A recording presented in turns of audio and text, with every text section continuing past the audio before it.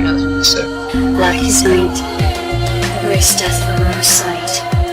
White as light, mighty hectate make it right. I myself am strange and unusual. Cast a circle, witches, and welcome to the Coven. I'm Sharon. And I'm Wendy, and this is the Cousins Coven podcast. Alrighty, so Sharon, how was your week? My week was pretty good. I enjoyed doing our research. What about you? It was really good. I actually have a funny story to tell you. So we got our new logo, the Cousins Coven logo, and I just fell in love with it. I was sitting there talking to my daughter about how I was thinking of maybe getting a new tattoo, and I was like, you know what? Maybe I'll get the Cousins Coven tattoo. What? You know, I was like, it'd be really fun. I'll just get it on the inside of my ankle or something. And then I kid you not, my dog was in the room and she literally turned around like she understood every word I'm saying, and she glared at me. And I looked at her and I was like, you don't want me to get a tattoo? What's going on with you? Your dog's judging your life decisions. But I know. I want to give a shout out to Travis for making that logo for us. It was just really awesome. He just thought we were in need of a logo and wanted to get creative, and now we have a new awesome one.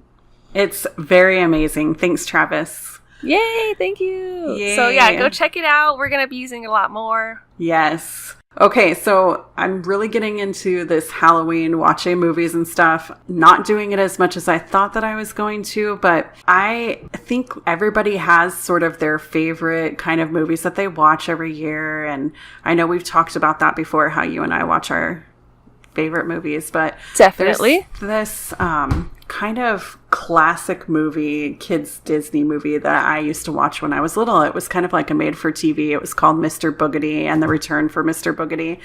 And so I was gonna watch them, and I could not find a copy anywhere, and we're a part of the Disney Club, so I was like, you know what, I'm just gonna break down and order it. I usually don't buy movies, but I freaking broke down and bought it, and I can't wait. I'm gonna actually watch it tonight. What is it about? It's like a classic. boogeyman? It's like this guy who died, and then he haunts the house, and he helps the kids.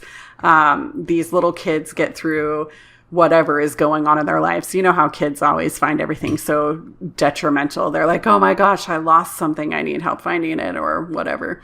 Anyways, this ghost helps them. I haven't seen it in so long, so I'm probably getting all about what it's about wrong, but I just remember the nostalgia of it, so I'm actually looking forward to watching it. Yeah, I know how that is. Like, hopefully it's watchable and you still get a kick out of it. Yeah, Mr. Boogedy and the Return of Mr. Boogedy. Yes, I expect an update on the outcome of this movie if you like it. Yeah. Yeah. I was hanging out with my friend Maria and her boyfriend John, and they wanted to watch some like old VHSs. So he just like collects, I guess, old horror movies and a lot of B movies. There was this one about like a weird slug creature that just was terrorizing this apartment complex. And the slug creature, like every time you would see him, I guess it wasn't a slug. It was kind of like a tremor mixed with, like, was it Audrey from Little Shop of Horrors? Oh, okay. And so she just had this big mouth and all these different little heads popping out and crazy rows of teeth. And every time, like, they would show the biggest monster, this organ music would start playing, and, like, her little tentacles were undulating. And it just kind of looked like the organ was being played from there. It was just so funny. It was like... And were you laughing the whole time? It got a lot of reaction out of me, honestly. I'd be like, oh my god, look at that! Because it would get super, just, like, graphic, and the weird little things would, like, bite the people, and it was pretty fun. There's something about old movies that's just, I don't know. You're either going to laugh or you're going to, you know, just get totally into it. Yeah, I can handle watching older movies. I know some people get super bored by them, but no, I get a kick, especially out of the cool special effects and practical effects. I love that. Yeah, it's so much fun. So that was pretty much the coolest movie I think I watched this week. I was trying to find the name, but I can't find it. That's okay. I kept thinking of Slurma. There was some cartoon that had this slug creature, and they called it Slurma. Slurma? Yeah. That sounds like a weird energy drink. I know, right? So should we move on? Yeah. This week, we are discussing possessions and exorcisms. But first, it's time for Cauldron Topics. We're going to start off by discussing binding magic, followed by a few random topics pulled from the cauldron. So Wendy, take us away. All right, so binding magic. The only thing I really knew about binding magic before going into this was that a lot of people used it in hand fasting ceremonies, to bind people together. It's just another way to say that you're married. I did find out that binding magic actually started in the 1st century BCE in Greece.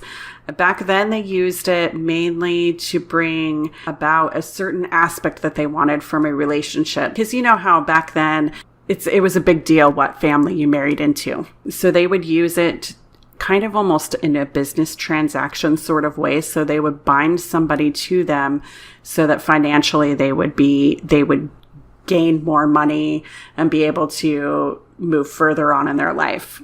And then they would also use it in sporting event occasions to make someone win or lose. So they would bind someone. Yeah, so they would bind someone to make them lose. And then they, I'm sure that they did bets or whatever. So it just was more about financial gain than anything else. So I did find out, just like any magic, this can be used for black magic or white magic, positive or negative. If you do it negatively, it would be like you're taking away or siphoning their energy. It kind of reminded me of that. Of course, the craft when they're binding Nancy. Oh, yes. I bind you, Nancy. Yes. So the whole time I was researching this, I was like, I'm thinking of you, Nancy. So, just like any type of magic, it can be positive or negative, and depending on what your intent is and how it's written is how it would turn out. Binding can be done to stop someone from harming themselves or others, just like Nancy, or it can also, you can do it on yourself to bind yourself from certain habits. And a lot of, yeah, right. And you don't usually want to use it on somebody else without their permission, because that could really be considered harmful.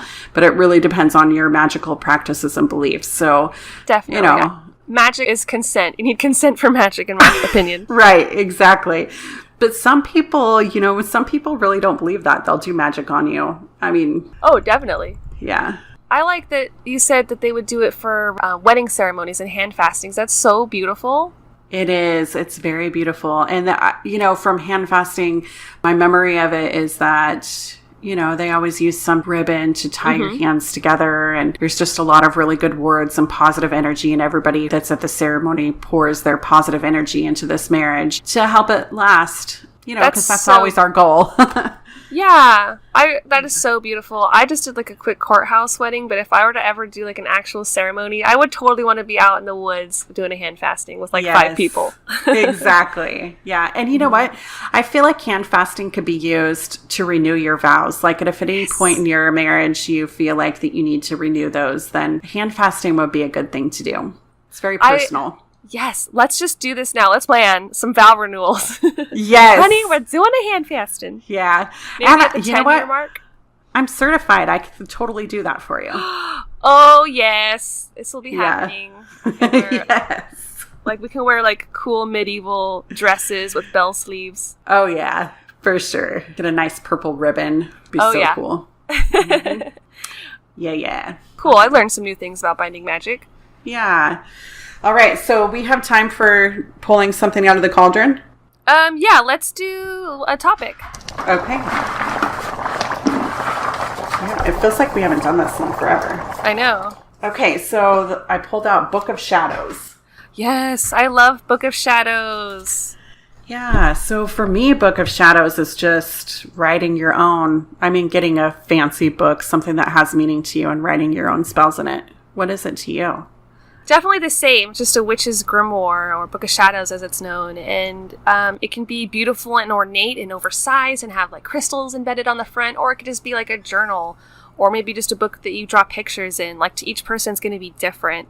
There's a lot of traditional ways to categorize and what to put in your Book of Shadows, but really I think it's just all personal project, like an art project, and an homage to their magic, and a catalog of all the knowledge you've gained and spells and things like that. I wish I would spend more time on my Book of Shadows. I used to do it a lot in the beginning of my pagan practice. I would spend like my whole like year and a day practice just filling it up with everything I'd learned, from like pages on candle colors and their magical meanings to dedications to the god and goddesses, and I love adding spells in there. So I am all about Book of Shadows. It's like crafting meets witchcraft. I'm super excited that you have one. I feel really embarrassed and sad to say that I know that I had one when I was growing up, but then somewhere along the line, I threw it out. Oh. And so now I feel like I should start one back up, especially since I'm getting back into spell writing. Yeah, definitely get into it. I have a lot of journals that I'll work with when I'm doing rituals. When I'm by myself, I journal a lot. It's something I rely on heavily as a process of working on things. And I kind of consider those like Book of Shadows. And then I have like a special leather book that I bought that has a tiger's eye in the front, like in a circle. I'll post a picture of it, actually, and put it on our Instagram. It's really Nice. pretty. And in there, the pages are like kind of old school and weathered looking. And it's super authentic. But the negative thing is that the pages are really fine and like brittle, and it's hard to write on them. And Gotcha. then I get so freaked out that it has to be perfect that it's like, it just is like almost like an art project, that one. Right. So- I did see that's so cool. I saw on Pinterest that you could make your own from scratch, and I thought about doing something like that. Definitely. There's so many ways you could take it. There was a time when I was debating buying just a giant sketchbook, and that way I could have the oversized book kind of thing, and just Yeah. completely change the cover and age the pages and go to town. And I get super inspired, and I love being artistic, so I love it. Yeah, I love that. I know originally I used to have colored ribbons in it. Ooh, that would be perfect. I always wanted to add those. That way you could have different sections or remember where certain parts are. Exactly. Love that. I'm like writing down notes. I'm like, I need to get back into that again. And totally what I would do, it's like you can buy little charms, like little pentagrams or little stars, and tie them on the end of the ribbons. Yeah. Oh my God, I love that idea. Yes. I'm going to live through you and your ribbons, so. Yes. I actually have, I have an old charm bracelet that I don't use anymore, so I could totally use that. Oh yeah, perfect. I love it. Repurpose. Repurpose and reuse. That's my whole life. Yeah, and man, I would spend so many hours being like, oh my God, if I'm going to do it in a journal, like I have to do it in order, and I have to put all the categories in order. So it just can be something that you get too obsessive about if you're an Right. organized kind of brain. And I was like, okay, I've got to have sections. You know, first you want to have a dedication to the book and a blessing to the book, and then you want to have stuff about the god and the goddess, and then you got to start from the basics and casting a circle. So I got really caught up in all of that. So I think don't be too concerned about the details and just go with the flow. Right. Yeah. Like I know my daughter has one that she made, and it's so cool because she put it in a notebook so she could keep adding more and more. Yes. Yes. That's what my first one was. And to be honest, my first one was more of a computer project where I would type up my notes, and then I would add like really cool borders to them and just make collages with printed out papers and pagan artwork I found. And I found that to be the less stressful version for myself, because I could put the pages in like the little plastic protector covers in a binder and then switch up the orders whenever I wanted. And I wouldn't have to worry about like writing perfectly, and I could make really cool fonts. Right. It's kind of like the today's witch kind of thing. Yeah. Modern. That would be a cool thing to do with like some blood magic. Just get a little drop on the first page or something, like a sigil. Yes. That'd be so cool. My weirdo creative juices are flowing. I know. I'm all writing down add blood. Perfect. I love it. Oh, man. I guess we can move on to our main topics. What do you think? All right. Yeah, that sounds good. So let's move on to possessions and exorcisms. Since ancient times, demons have universally been considered the cause of mankind's problems, like disease, misfortune, poor health, bad luck, ruined relationships, and sins. They have been known to torment and possess humans. There are numerous ways to protect against demons and banish them from places, people, and animals. So yeah, I found a lot of cool information in the Encyclopedia of Demons and Demonology by Rosemary Guiley, and she put different things that you can use to repel demons. So I read that bells, like ringing a bell, which is really similar to witches, we ring bells to cleanse a sacred space. The demons apparently hate that. And incense fumes will weed them out, as well as salt, which is like a protection and known for, casting out evil entities.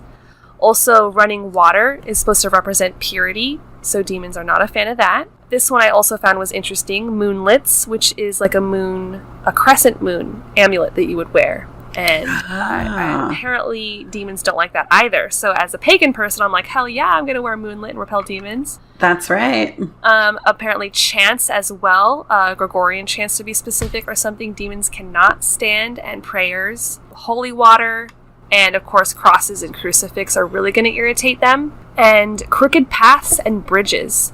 They are said to confuse all spirits, including evil ones and demons, and it's going to prevent them from even accessing that place, which I thought was really cool. I was like, wow, they should use that in like a movie. Like, let's get to the crossroads, we got a demon coming after us. Yeah. And then I found this thing called an incantation bowl, which is a terracotta bowl. It's going to be inscribed with charms and sigils, and it just has magical text used to trap and drive away demons. And these are from like Babylonians and like Hebrew times, so really old. And I googled it, and the images were really cool. It has like a hand-drawn image of a demon in the middle of the bowl, and then around it, just spiraling outwards towards the end of the bowl, is going to be like the sigils. And they're really cool looking. That's pretty fun. You know what that reminds me of is, just because I'm such a weird nerd and still watch this show, but it reminds me of Supernatural TV show. They always use sigils. Oh, that's awesome. Yeah. It definitely looks like that. There was one of them that made me laugh because the demon in the middle just kind of looked like something from Where the Wild Things Are. He was just like, just standing there with his little claws out. But I'm like, can I just eBay one of these bowls, like an ancient Babylonian bowl? I want one. Yeah. I just paid $5 for this bowl, and you get it, and there's like, oh. Yeah. They're really cool. I think I should post one of those on our Instagram as well. Yeah. Of course, the one thing that can get rid of demons is going to be an exorcist. A person who is trained to expel demons, and that person is usually a priest, but not always. But typically, it's in the Catholic Church. Any priest can be an exorcist. It's preferred that they would lead like a virtuous life, but it's not really necessary. Priests who are new to the exorcist receive training from experienced exorcists before them, and they'll work in teams to discern possession and perform exorcisms. So they don't want to just like jump to possession as their go-to. They'll actually try to make sure there's not any kind of medical issue going on or a mental issue going on. So I read that they get formal training. It can be offered at the Regina Apostolorum Pontifical Antheum. I don't know how you say that. How would you say that? I would say Regina Apostolorum Pontifical Athenaeum. So somewhere in there. Athenaeum. So that's just a Vatican place in Rome, or a Vatican affiliated university in Rome that they can get training at. And I read that they have lectures from exorcists, law enforcement representatives, and even medical professionals, which sounds like a really cool thing to go listen to. Yeah, for sure. Exorcists, they have to really develop a profound spiritual and inner strength. The whole process of exorcism is extremely draining, and they're also going to be subjected to like demon attacks themselves. And throughout the entire process, demons are going to try to interfere and persuade them to quit. Just a major battle between good and evil. And some exorcists will suffer physical and mental health problems for the demonic influences. And on a few cases, they've even become possessed themselves. Dang. That's crazy. It is, which is actually the end of the Exorcist movie. He becomes possessed and just like jumps out the window. Right. So let's talk about this for a second. Do you believe in demons? Not really. I was raised to believe in demons. I had Christian ideology as a kid, and I was terrified of the idea of possessions. Like the first time I heard of adults talking about this, like it was a real thing, I was freaked out. I was like, wait, what do you mean they can come and possess me and take over my body? Is just thinking about this going to invite one into me? And I was super fearful. Yeah, same. I mean, now it's hard because for a long time I didn't believe in them. But then I started thinking about it, and I don't remember if you and I have talked about this on the show before, but I feel like because we can manifest things with our minds. I feel like even though demons may not have been real, there's such a belief in them that they might be real now. And that's why possessions take place. Yeah. Yes, I've heard of that theory that like Satan didn't exist, but all of the belief in him created him. Therefore, demons are now real, which is another horrifying idea. Right. Like, couldn't we manifest something really, really good? Like, I could go for the best cheeseburger in the world. Let's manifest that. Like Santa. Is Santa real? Yeah. I don't know. I'm still waiting for my gift. Right. There's our answer. Yeah. Either because we're on the naughty list or Santa isn't real. Although I don't get coal. So. No, I don't either. Yeah. So that theory is debunked. If we can't will Santa into existence, we can't will demons. Right. Although I think people genuinely believe in demons way more than Santa. Santa's just kind of like a known folklore. Right. Yeah. But I think it's pretty powerful that these priests are putting their life on the line and they're doing some sort of ritual. Like whatever it is, there's something has to be coming through. Right. And messing with them. Yeah, something. And, this research that we did into this, I'm kind of glad we did it the way that we did. We only chose one exorcism to talk about each. And I feel like I was able to learn a lot just from this one case. Yeah. Is that how you feel too? Yeah, I was pretty surprised at all the information I was getting, and it's pretty creepy. And I'll be honest, a lot of the events, in my opinion, match up to what I watched in the Exorcist movie. And I'm like, dang, that movie did its research and looked into these types of cases. Right. Yeah. And a lot of the movies that are out there, I feel like they're based on some sort of truth. Just like, when it comes to exorcisms, they're based on some sort of truth. So if it says that it's based on a true story, there are bits and pieces of that are truth. And if it's a good writer, they're going to do their research to make it as true as possible. Mm-hmm. Or even, you could look at it the other way. If they're a good writer, they're going to expand on that and tell a really compelling story. Like in the case of the Exorcist movie, it was based on some little boy. I do forget his name. I don't know if you remember it. I don't. It's been a long time since I've seen that movie. Yeah, so it's based on a real-life case with a child. And he says that like everything that happens in the movie is true and based on him. But one of the only instances that I could find people actually talking about and saying really happened was that he cut himself on his stomach and was trying to say, like, this was the demons, but people like to just say, oh, he was just a kid who was seeking help. A troubled kid. Yes, a troubled kid. Yeah, so that was one instance from that movie that was apparently pulled from a real possession case. Wow. So I think you're right that all these movies are trying to pull from something. Yeah. Okay, well, I think I'm going to delve into mine. So I did Anneliese Michel and her possessions. Anneliese Michel, the movie that was based on her was The Possession of Emily Rose. Oh, yes. Yeah, and so I rewatched that movie. I also dug in, and there are currently 6 little snippet videos that are out there that I found, and it's just audio of the possessions. So you can hear her voice changing, the language changing. They have subtitles on there. So I'm not a linguist, so I don't speak all of those languages. I was maybe able to pick up some of the Latin only because it's sort of similar in some ways to Spanish. So some of the words are in there. I was like, oh, I think I know what that means. Or I may be able to pick out some of the German because I know just a little bit. Yeah. And so, I watched those. I did find out that the majority of the possessions that took place, they recorded everything. But when Anneliese died, the Vatican took all of that information and stored it away so that nobody had access to it. So I'm not sure how these few snippets got out. It just makes me question the validity if it's really what it is. Once I read that, not the validity of Anneliese, but the validity of the tapes, just because I read that the Vatican there was so much controversy around this specific possession that they buried all of the information that they had. I wouldn't be surprised either way. Like if it leaked, nowadays with the internet. That could be. Yeah. So what did it sound like? I'm really curious. Was it really disturbing? It was pretty disturbing. Like, she talked in this kind of growly voice. It's like because she was possessed by 6 different entities, and so they did little snippets of each entity, and you could tell that there was a difference in the cadence of the voice. But as I go on, I'll let you kind of inform your own opinion on it. And I definitely suggest that everybody listens to those. Just do a Google search for it. Maybe we'll even try to link it below. I'll see if I can. We will link it on our page. Yes, awesome. We will link that. So I'm just going to kind of delve in. So Anneliese Michel, she was born and raised and lived all of her life in Germany. She came from a very Catholic religious background. She was so into the religion that she actually, she lived every day of her life based on her religion.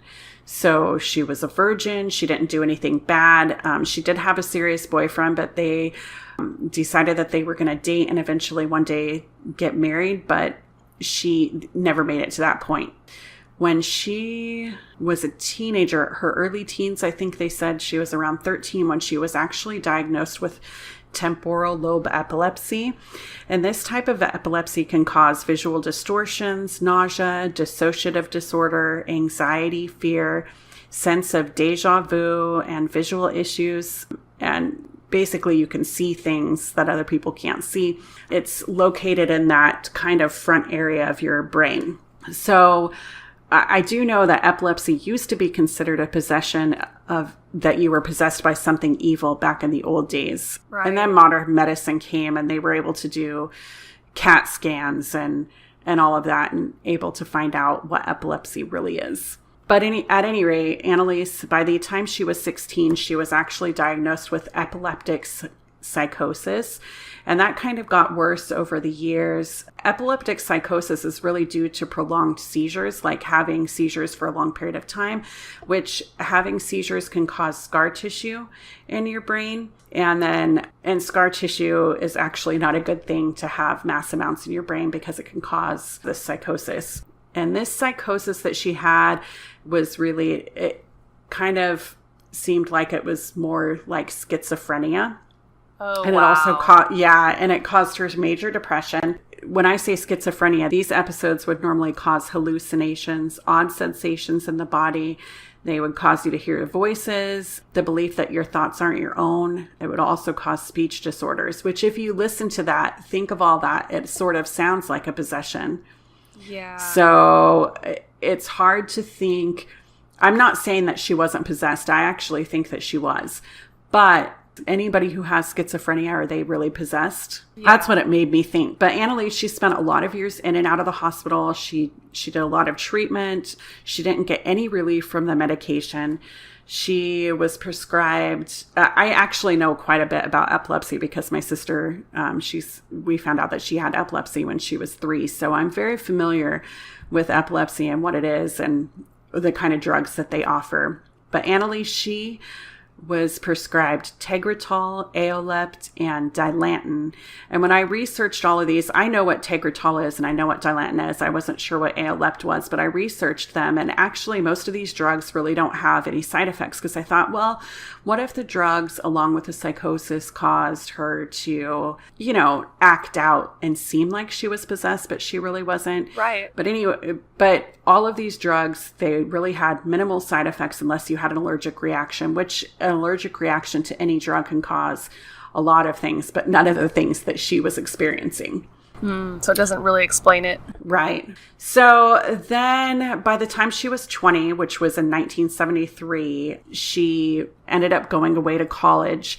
At that time, she lived on campus. I think she went to college in Germany in this town called Würzburg, which I feel like a lot of our episodes we've talked about Würzburg before. So I just had to throw that out there. Right. Anyways, a lot of the people that knew who she was, they said that she was really withdrawn, and she was really withdrawn inside of her religion, that she was so religious that she didn't do a lot of things because it was against the religion, which, that's just how she was raised. So that's how she was.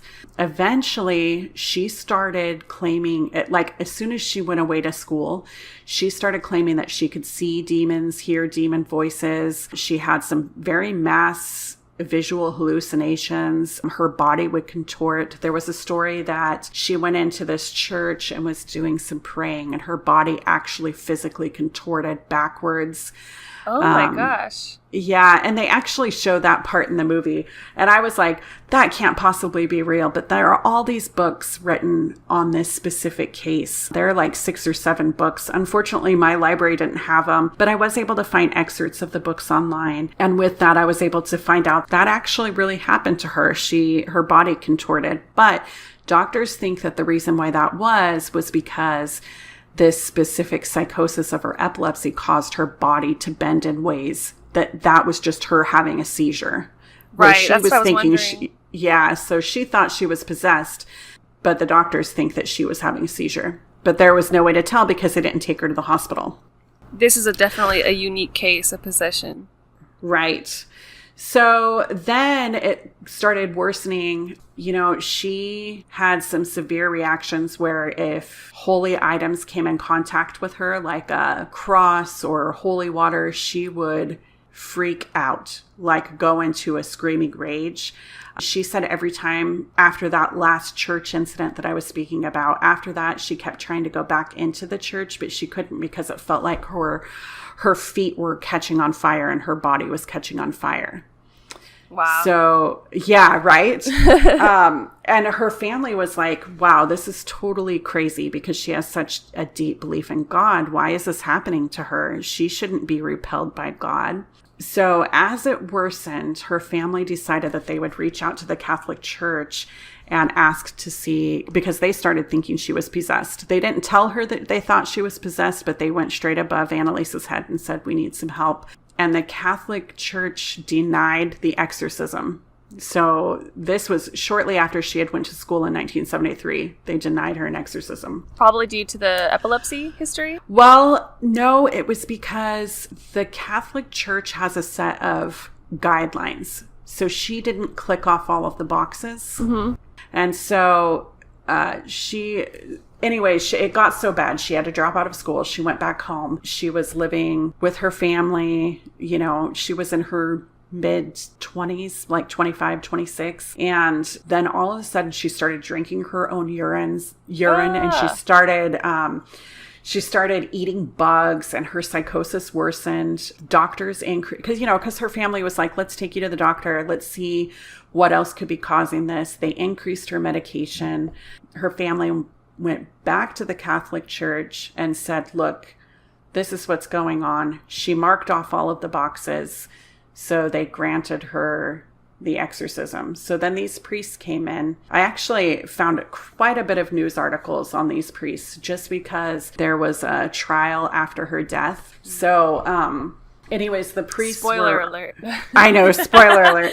So the priests involved were Ernest Alt and Arnold Renz. I actually found his name as either Arnold Renz or Wilhelm Renz. I'm not really sure what his real name is because I saw it both ways in different news articles. Ernest Alt, when he initially met Anneliese, he looked at her and told her family, look, she doesn't actually look like she's an epileptic. And that statement alone kind of pissed me off because I was like, how can you tell if somebody has epilepsy? I know people who have epilepsy, not just my sister, and you look at them and they look just like everybody else. Mm-hmm. So how can you look at somebody and say, she doesn't look like an epileptic? So at first I got angry, but then I was like, well, what he's really trying to say is it's that she doesn't look like she's just an epileptic. She also looks like she's possessed. Right. Yeah. So then I found out that she had a total of 67 recorded exorcisms. Oh, wow. Over a period of 10 months. So they did 1 or 2 exorcisms a week. Each session was about 4 hours long. She did these prolonged fasting things where she refused to drink water or eat any food. Eventually, Ernest Alt decided to take her off of her medication. And because that was the Catholic priest, her family agreed to that and refused to have any other doctors involved until right before near her death. And there was a doctor that did come on board. It was a doctor related to the Catholic Church, so it wasn't one of her regular doctors, but there was a doctor who was on site. But after each exorcism, she would get better for a little while. So she'd be up moving around. She'd be her normal self. She would start eating again. And then she would get worse again. So it was all kind of really crazy. So earlier I had said that it sounded like that they documented that she was possessed by 6 different entities. So one of them was Lucifer, which I did find out when I was researching Lucifer. I was kind of like looking up. I mean, I know a lot about Lucifer, but I don't know everything. So I was looking it up, and the name Lucifer literally means bringer of dawn. That sounds romantic. I know, right? And so actually that was related to like Venus. I think Venus is the first star or the last planet that you see before the dawn rises. And so they named him Lucifer, like Lucifer Morningstar, like from the TV show. I just had to throw that out there because I'm in love with him.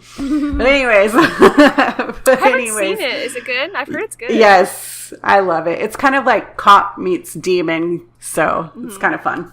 But in religion, we all know that Lucifer is a fallen angel against God, and that he was one of his sons, but had fallen away from wanting to be a part of God's little crew. So anyways, so she was possessed by him. It was said that she was possessed by Hitler.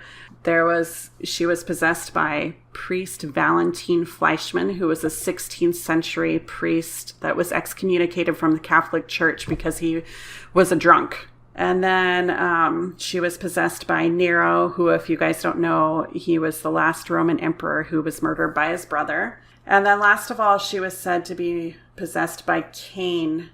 And Cain was from the Bible, who murdered his brother Abel. So a lot of A-listers here. A lot of A-list assholes. Yeah.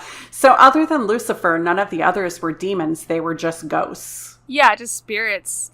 Just spirits. At one point, right, I would say probably, I think I read that it was about 6 months before she passed away. She was out with her boyfriend.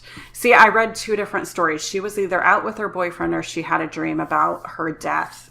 So it was either that she was on a walk or she was dreaming about this. But either way, the story of her premonition of her death is the same, that in this state of dream, she claims that Mother Mary came to her to ask if she wanted to be done with this possessions, with these possessions. And yeah, and Anneliese said that Mary told her the choices were to be done and survive and live a healthy life, or she could die for the sins of others. And Anneliese, being so religious, she chose death because she wanted everybody. It wasn't just the sins of other people. It was the sins of these spirits that were inside of her. So she died for Hitler. She died for Hitler. You know, she thought it was what God would have wanted. Yeah. So at this point that this happened, I think that it was Judas Iscariot who had been removed from her. Hitler had already been let go. Valentin Fleischmann had been released from her. But there were still Lucifer inside of her. Nero was still there. Cain was still there. And the spirits, when the priests were like, you need to leave, they were doing their incantations. And Cain says, we can't leave anymore because she won't let us. And so Cain claimed that Anneliese was holding them in there because Mary said that if she held on to the spirits, that when Anneliese died, that these spirits would be forgiven. Oh my gosh, that is so tragic. I know, right? Wow. So, yeah. So she knew that she was going to die at the beginning of July, and she did die July 1st, 1976. Autopsy claimed that she died due to starvation. She had dropped down to 68 pounds. Oh, wow. Right? Yeah. And she was severely dehydrated. She had pneumonia. And she had 2 broken knees because, I know, both of her knees were broken. What? So apparently she, in between the exorcisms, she would do rigorous prayer on her knees. And she prayed for so many hours that it broke her knees. Oh my gosh. Right? That is so extreme. Yeah. Yeah. I don't even know how that would be possible. That is so sad because she was just so frail. She was so frail that she had no weight on her. and she just died. But she refused the food. Her family tried to make her eat. So after her death, like maybe 2 years after her death, the priests and her parents went on trial for her death. Mm-hmm. And they were all found guilty of like negligent homicide. So they served 6 months jail time each and had 3 years of probation as well. The priests all received hefty fines. So the Catholic Church had to pay money. That's a light. They got off pretty light. Yeah, they did. Yeah. 6 months jail time? Right. After her death, the family remained in the house for a long time. Her mom actually ended up dying in the home. I found it really interesting. People said that the house became haunted after the exorcisms. Oh, are you serious? I'm not kidding you. There were all these reports. Her mom died and other people lived in the house said that there were all these things that happened in there. And then in 2013, they're not sure exactly what happened, but the house burned down. They think that it might have been arson, but they weren't exactly sure. Other people were saying that because evil lived there, that it was her death that caused the house to become haunted. I bet. Do they have pictures of her haunted house, or do they know which one it is? No, because it burnt down. I didn't. It burned all the way to the ground. Gotcha. Yeah. I did think it was interesting. I read this, or I heard this. I should say I read and I heard the tape. Nero said, the priest was like, "Who are you?" And he said, "Nero." And then the priest was like, "How many of you are here?" And he said, "There are 6 of us in here." And I don't know if you're familiar with the story of Sybil.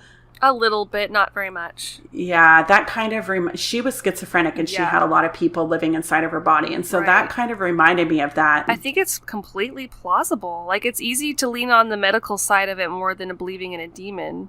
Right. But I don't know. So I kept going back and forth. I still think that she was possessed by spirits. Were they the spirits of Hitler and Lucifer and all of that? I'm not sure, but it was really, really an interesting story. Yeah, I don't think she would just kill herself unless she really believed in this holy battle that she was having. Right. But, doctors said that she was just extremely sick. And that's why the others were convicted. That they said that if she had received treatment even a week prior to her death, she would have lived. What kind of treatment were they thinking? Like just hospitalized? Well, because she had, hospitalized. They wanted to get food in her, like a feeding tube and water and letting her get down treat to her 16 pneumonia. Pounds? Yeah, her family refused any help. And it kind of killed me inside because I was thinking, would you let your child just emaciate down to nothing just because of your religious belief? Yeah, that's a horrible way to deal with that situation. Yeah. Very tragic. Right. So that was Anneliese Michel. Poor girl. Poor girl indeed. Did you think that the movie did a good job? Yes. Yeah, I felt that was one of the better ones that I've seen, because I've watched Exorcist probably a dozen times, but I don't know a whole lot about the exorcism story, so I don't know how much of it is truth and how much of it is not. But I felt like this Emily Rose was pretty good. There were a few things that were different, like names of drugs and stuff like that, but I think that they had, for copyright issues, couldn't say some of the things. I don't remember her dying in the end and dwelling down in size and stuff like that. Did they show that in the movie? No, they don't show that in detail, but there are pictures of her all over the internet, the actual Anneliese Michel. So if you do some Google search for Anneliese, then you'll see how withered she was. Yeah. That she was this beautiful young girl that turned into this emaciated person. Very tragic. There was a lot of similarities between your story and actually the research I had done. Ooh. So I looked... Waiting. I love to hear this. Yes. So I read about Anna Ecklund, and this happened in 1928, and this is known as the best documented possession case in the 20th century. There were 2 books written about it. One was Early Possession, and then the other one was Begone, Satan, which I actually found just a free PDF of online and read that one. And it's more like they describe it as being a pamphlet because it's like, I think, 50 pages, and it just goes into detail of her story. So I got a lot of my information from that book and also the Encyclopedia of Demons and Demonology that I mentioned earlier. And so I found out that Anna was kind of like your tale. She was very religious. They describe her as being very pious, and she was raised as a devout Catholic. And her first symptoms started coming at the age of 14. And just like yours, she had a revulsion towards holy objects. And she started to have a really hard time even going into church. She would have disturbing thoughts about sex acts, apparently. She started knowing Latin. And there was one time when she was in the church and she just wanted to dump out all of the holy water, and she even tried to choke the priest who was there. Yikes. Yeah. Yikes. Exactly. That's going to cause quite a commotion. Yeah. And they say that they think that was all from Anna's Aunt Mina, who was a witch and who was cursing her food using herbs. But that's all I could find on it. There was no more detail than that, so it might just be speculation. But I thought it was interesting, and I'll go more into Mina later. So this guy, Father Theophilus Reisinger, he exorcised her successfully in 1912, and there's not a lot of detail on that particular exorcism. It's not until 1928, when she's 46 years old, she becomes possessed again, that we get the book Begone, Satan and more information. And that time she became possessed because it was said that her father cursed her. And she doesn't find out till way later. And I'll go into that again in more detail. So Father Theophilus, he came to her aid again. And he wanted to keep the exorcism kind of on the down low and keep it quiet. And wanted to not really have anyone in her life know that she was possessed. So he decided to sneak her away on a train in the middle of the night and rent out their own kind of car. So that in case she had any sort of fits, it wouldn't bother anybody. And they were in a train car. So they traveled to this convent to stay for the duration of her exorcism. And the guy who was in charge of the covenant really didn't want this happening. It was just that he knew Father Theophilus really well, that he kind of got persuaded and pushed to do this. He kind of guilted him and was like, look, this is our duty as men of Christ. We have to help these people. But he didn't really want anything to do with the exorcism. And, trouble started immediately with her first meal when she got there. And they describe Anna as being able to control herself most of the time, that she'll just black out and just have these weird demonic episodes. And one of those happened when they brought her first meal. She just started freaking out and throwing it across the room and screaming that it was sprinkled with holy water. And there was no way she would have seen them doing it because they did it outside the room that they blessed the food. And so it kind of freaked them out and started being their first signs of evidence that she had something inside of her that had all-knowing knowledge like a demon. And it was, she wouldn't eat unless the food was unblessed from then on. And as the whole process went on, she just began eating less and less in general. The actual ritual began the next morning, and Father Theophilus had several of the strongest nuns hold Anna down on the bed. And I was kind of reading it and why didn't you guys tie her down? Why are these nuns just... There was rope right? In 1928, but okay. Yeah. So they're all holding her down, and he starts the process, and he's doing these prayers. And Anna fell unconscious, and she just kind of was tightly closing her eyes and completely knocked out. And within a few minutes of the prayers, she just woke up suddenly. And it said that with lightning speed, she just lodged herself from all the people holding her down, got up off the bed, and her body flew through the air. And she landed right above the doorway, in the corner, the crack of between the wall and the ceiling. And she just kind of oh my gosh. Yeah, she just propped herself up like a cat is how they describe it.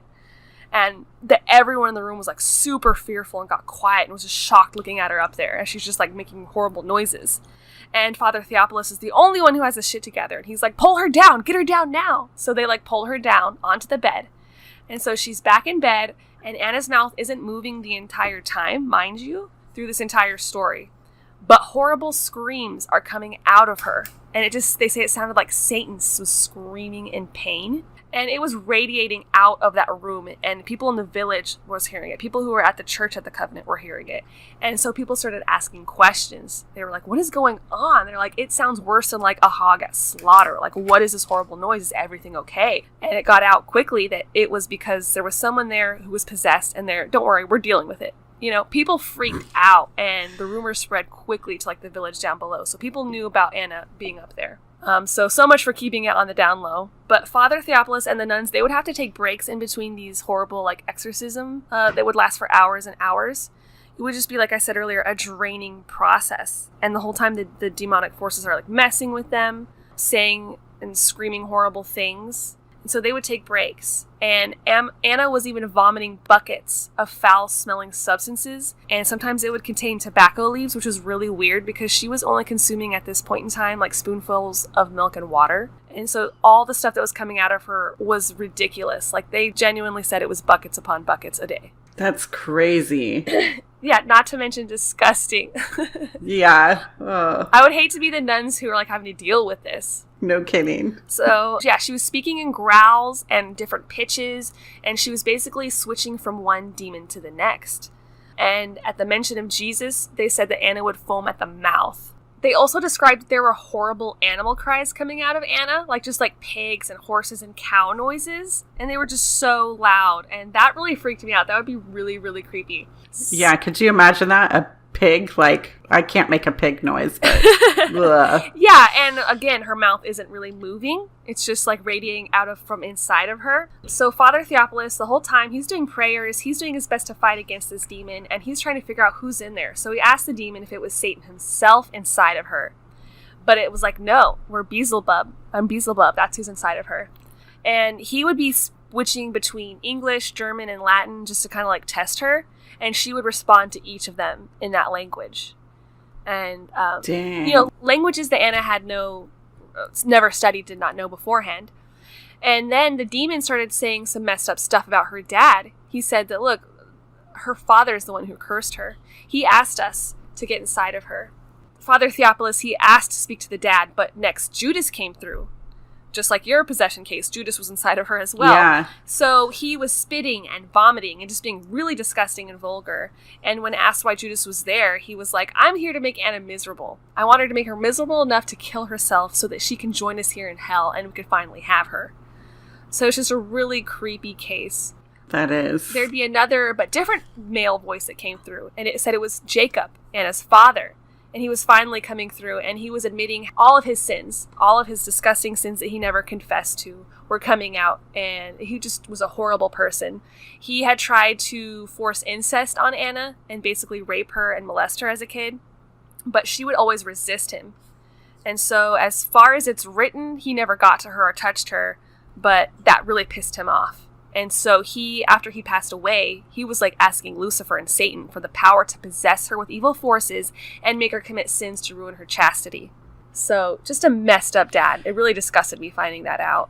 Wait, and you think she was a virgin at the age of 46? That's the funny thing that even the book mentioned. They were like, we don't really know if she was a virgin. Okay. But. Yeah.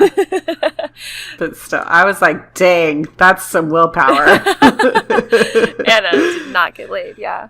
And then Mina, her aunt, comes back into play, and the father's mistress as well. So the father was cheating on Anna's mother with the mom's sister, and she would come through, and a high-pitched, falsetto voice could be heard, and she had started admitting her messed up sins, and she was saying how she had killed actually 4 children while she was alive, and the vomit was apparently the worst when she was Mina. And worst when the priest was doing the blessed sacrament. So apparently he would have to be wiping vomit off of his collar and shirt constantly when Mina was there. It was disgusting sounding. Yeah, there's so much vomit in this possession case. It's nasty. I would not want to be the nun who had to do the laundry. She's like, what happened here? Ugh. Yes, I can only imagine the smell alone of her room. Ugh.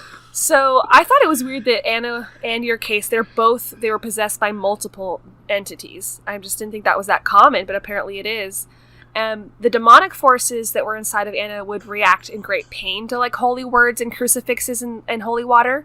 And then you had the human entities inside of her that would to switch in and out and remain bold and fearless during those times, just because, they're not affected by that like demons are. And they were so happy to make the exorcist feel powerless. So it was really interesting how they would tag team this whole situation.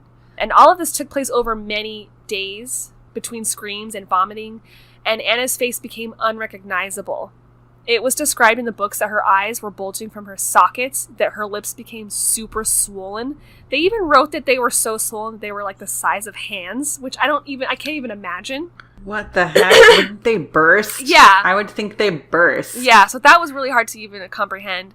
Her body was getting malnourished, and then at other times her stomach would be super bloated and hard, and the metal bed frame would bend because of her body weight was so intense. So it was just really weird. She would go from being super empty to super, like, heavy and a hard stomach. Dang. Yeah. So there was one day that Father Theophilus, he left to go help this villager whose mother was passing away. I think he was a local farmer, and he just wanted to give, like, a last sacrament to the dying woman and, do his duty as a priest. He just sounds like he really believes in this stuff and helping people and doing the right thing. So he does that. So on the way back to, like, the Coven and Anna, he got into a crazy auto accident, and his car, like, crashed, and I think it was described that the car was hanging off of, like, a bridge, and his car was totaled. So when he gets back into the room where Anna is, the demons just break out laughing and are mocking him. And they were like, your dandy car was smashed to smithereens, ah ha ha ha ha, and they're just fucking with him. So, like, everyone in the room, they didn't even know about it yet, like the nuns who were there, and they just, like, look at him shocked, and they're like, what is he talking about? Is this true? And, Father Theophilus is like, yeah, this is true. He just, like, gives them a look and nods. And the demon said that their aim was to kill, Father Theophilus, but the devil had failed because there was something that was protecting the father. And they said it was the patron saints. And Beelzebub was mocking him and told him to be ready for more fun. So they were showing their power outside of the room, and it was starting to really mess with people.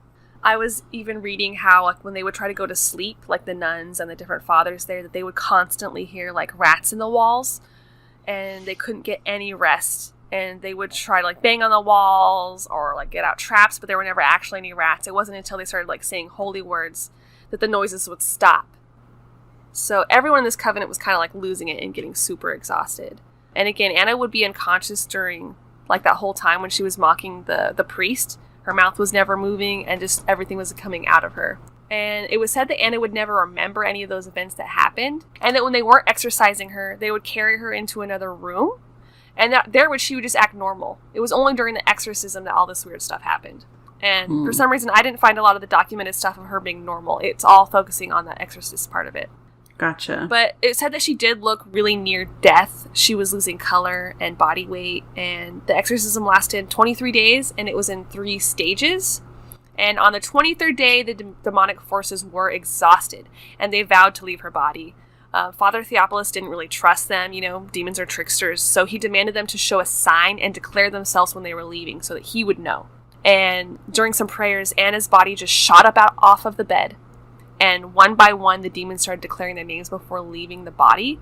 So it started with Beelzebub, Judas, Jacob, and Mina.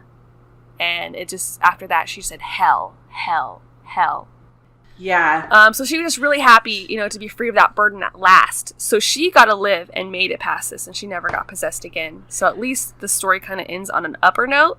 Right. So she didn't die. But then those demons moved on. So I think for me, knowing that Judas was in both possessed, and Anna and Anneliese, I want to know if Judas has ever possessed anybody else after Anneliese, because Anneliese died in 70-something, 75, 76. So did Judas possess anybody after that? I feel like possessions are not a mainstream kind of known thing now. Like, I feel like there aren't a ton of possessions like there were in the olden days. Yeah, I think that's really a good thing. We should look that up. I don't know if that would be something that would be hard to look into, but we should. Yeah. And with Anna's whole thing, the whole Begone Satan thing, them describing it as a religious pamphlet, at the end, they try to put like a little paragraph about how this isn't a story to scare you, it's a story to empower you, that with the power of Christ, like, we'll always be there to help you, and, good will conquer evil.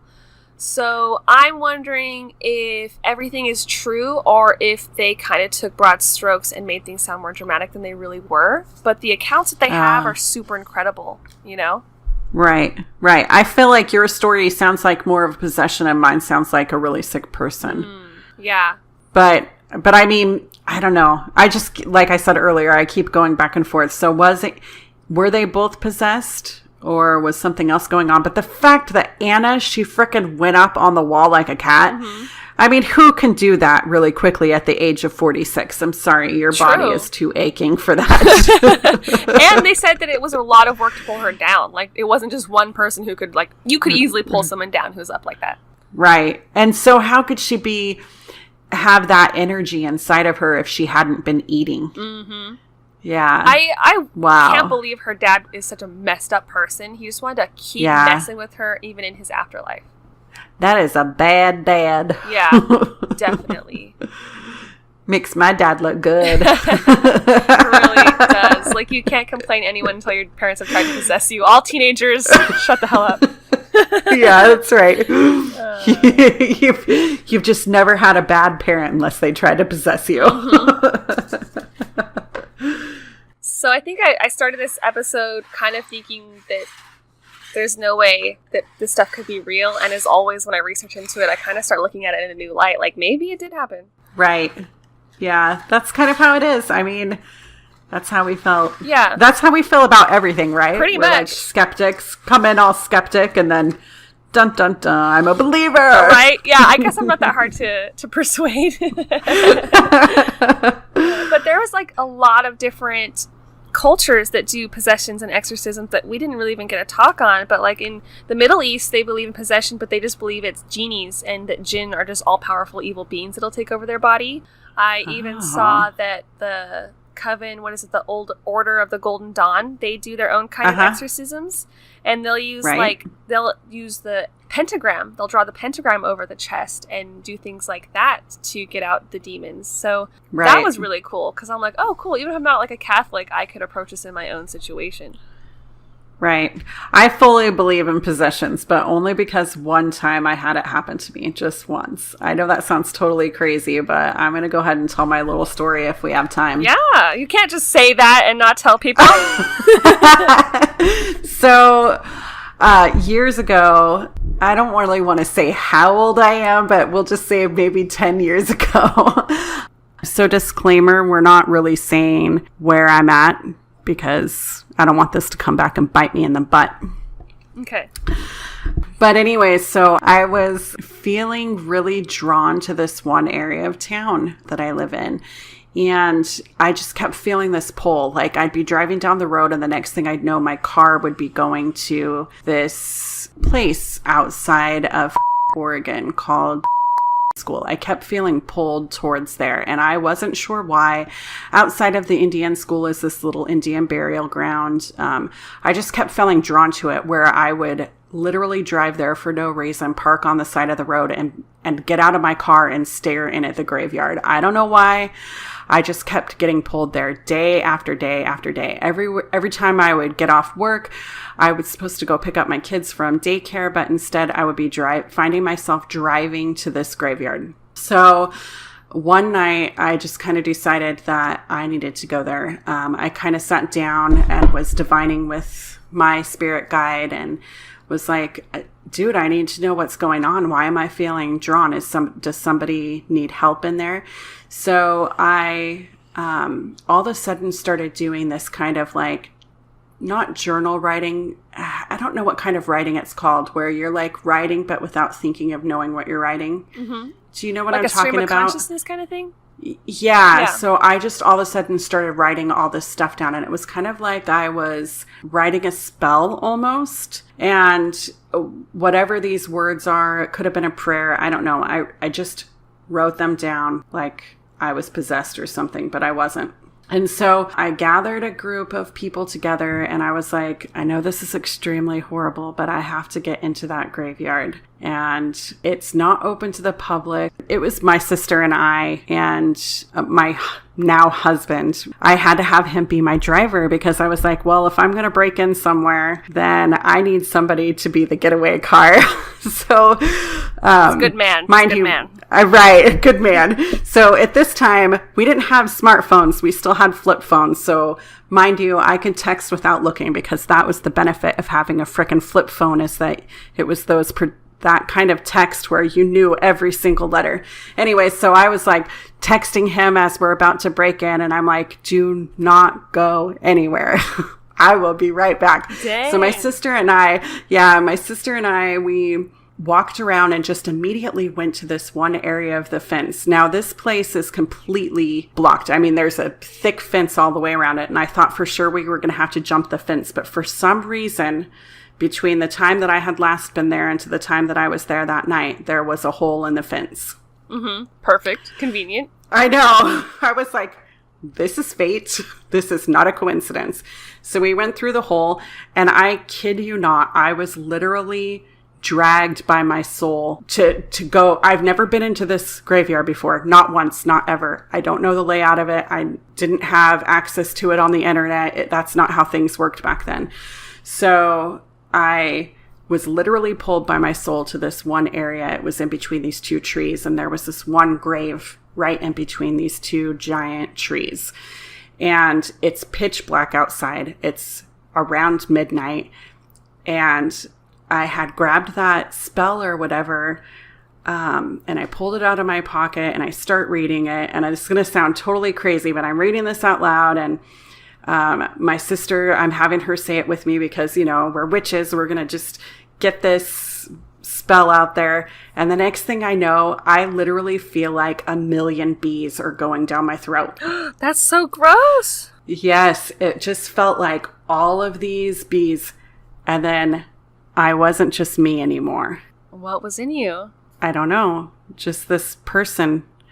I was supposed to go there, say that, and they traveled inside of me. And then months later, they left. But for a while, they just traveled along inside of me, and I could feel them in there. Did they seem malicious or just chill? No, they needed to leave that space, that they were being kept there. She told me that it was like she was being kept consecrated in there, and that's not where she belonged.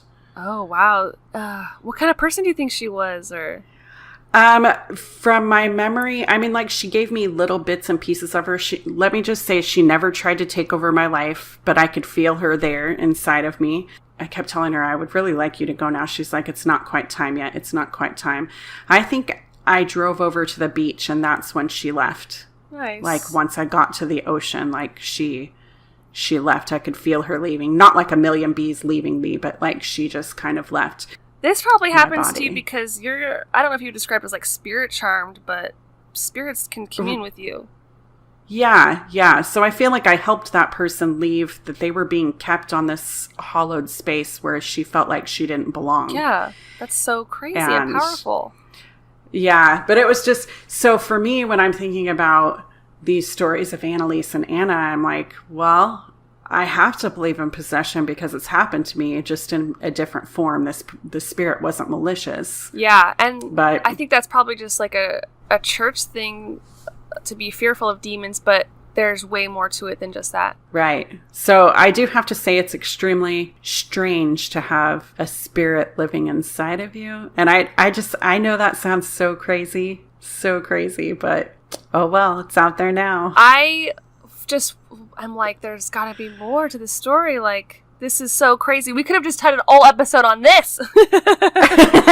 Yeah, it's just that I never did research, and it's not like I could just go back and find out who she was. Mm-hmm. Of course. You know, because it's not open to the public. And so that grave, it didn't have her name on it or anything?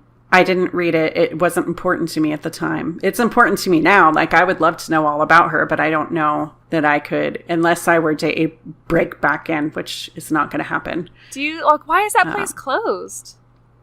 It's just not open to the public. I would have to be a part of their community in order to go in. I wonder. We gotta find out. And I am not Indian, so I can't go there. So she had to be like an Indian spirit then? I think so. So she just came along. I don't know what she looked like. She didn't give me very much information. I do have to tell you that my eye color changed during that time period. From what to what? Like brown? It went from, because my eyes are kind of like a greenish color. Okay. And they went to like dark, almost black. Oh, crazy. Yeah. That is so incredible. And like, I felt different mannerisms. Like, it was kind of like she wanted to come out. But it was like we were struggling in there, but not, because she didn't want to be me. She just needed to be, I don't want this to sound disgusting, but she wanted to be inside my body. It always comes to this. Right. I guess that you were a vessel and a safe place for her. And somehow she called you there. You were the host. And something about the ocean was a cleansing place for her. Maybe it was the water, with the salt. Right. Like, maybe it was a place that was sacred to her in her life. Right. And I know that's a sacred place for me, because I just always feel a recharge when I'm there. Yeah. But so I don't know. just eventually, a couple months later, she was gone. Wow. That is awesome. Crazy, huh? It is super crazy. I love that you shared that. And actually, I don't want this to sound disgusting, but she wanted to be inside my body. It always comes to this. Right? Oh, good. A quick one, because I'm also listening to your story actively, but I don't see any other cases of people saying they're possessed by that. The only thing comes up when I type in, like, Judas possession is Anna Ecklund and Anneliese. Okay, so that makes me think that Anneliese, she did it. She accomplished what she wanted. Yeah. And then it kind of, by looking this up, it made me realize, like, they believed that maybe Judas was possessed back in the day, and that's what made him do that evil. So that's why he's someone who's prone to show up in possessions now. Right. Well, and Judas was so horrible to Jesus. Mm-hmm. Judas was the one who turned on Jesus, and the reason why Jesus died. Yeah, that's maybe why. Maybe because it says that Judas was demon-possessed at a time, potentially. So, I don't know about that theory. Yeah. I just think he was an asshole. Spindly. Yeah. Yeah. Well, this is going to be another long episode, but I think... I'm sorry. No, that's okay. I think we can wrap things up now, unless you had anything else you wanted to add. Yeah, I'm good. All right, guys. Well, thanks for listening to this episode. Make sure to join us next Wednesday for our Halloween episode, where we'll be discussing Samhain and sharing our Ouija board experiences. And don't forget to follow us on Facebook, Twitter, and Instagram. Check out our blog at cousinscoven.home.blog. And we're also on YouTube, iTunes, and everywhere else podcasts can be found. Send your questions or your paranormal experiences into cousinscoven2@gmail.com. May you find happiness in your heart, love for yourself, and joy in each other. Blessings to all. It was an excellent day for an exorcism.